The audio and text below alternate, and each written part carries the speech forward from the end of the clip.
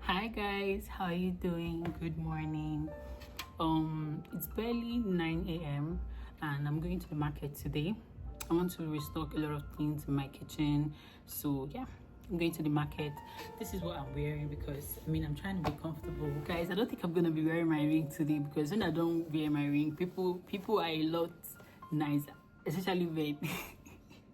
And I might need that. I might need them to be nicer to me today because I'm trying to get bargains. I'm trying to get good prices. So I don't think I'm going to wear my ring today.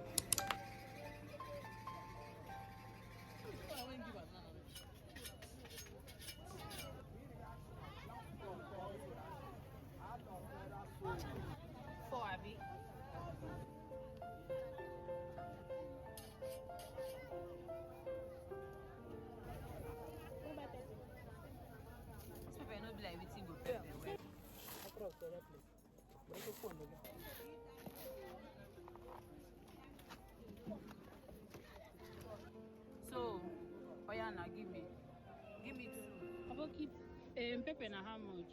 Pepper. This one how much? How much? One. So you go into that water.